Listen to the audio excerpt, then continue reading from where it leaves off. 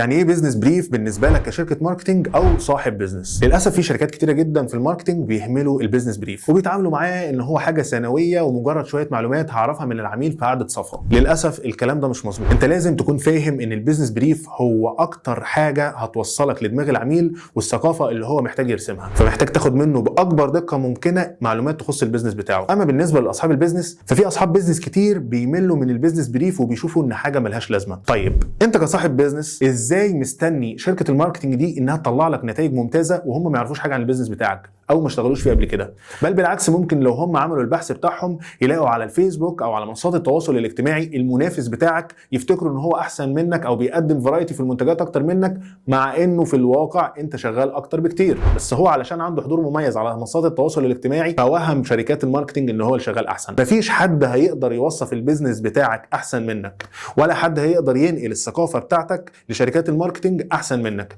انت كل ما نقلت لهم معلومات اكتر عن البيزنس بتاعك كل ما قدروا يعملوا دراسه اكثر دقه ويقدروا يوصلوا بعد كده معاك لنتائج ممتازه. كمان انت بتنقل لهم في البيزنس بريف ايه هي المنتجات المميزه عندك وايه اللي بيحقق لك اكتر نتيجه في المبيعات، وده بيساعدهم في ان هم يختاروا المنتجات الصح ويقدروا يروجوا ليها بطريقه مظبوطه. وكمان بتفهمهم نوع العميل بتاعك، لان انا ممكن اكون كشركه ماركتنج في تخيلاتي العميل بتاعك بسلوك معين، لكن انت اللي بتتعامل معاه بشكل يومي، انت اللي فاهم هو بيفضل ايه، انت اللي فاهم هو بيفكر ازاي. كمان بالنسبه لشركه الماركتنج المفروض تبقى فاهم ان البيزنس بريف ده مش مجرد اسئله شفويه بتيجي في دماغ الاكونت مانجر يسالها وخلاص. لازم يكون في نموذج واضح وصريح وبتسلسل يكون سهل جدا على العميل ويخليه الحوار معاه شيق، وده هيديك افضل معلومات ممكنه عن البيزنس ده وهيسهل عليك بعد كده عمليات البحث والدراسه. لازم تشتغل بنموذج، ولازم كصاحب بيزنس تطلب ان يتعمل معاك بريف قوي، واعرف ان الشركه اللي مش هتعمل معاك بريف قوي هي شركه مش ناويه تشتغل لك بجد. شكرا جدا ليكم. لو انت شركه ماركتنج هتلاقي في الكومنتات نموذج للبيزنس بريف اللي هتقدر بيه تاخد اكبر نتيجه ممكنه من العميل،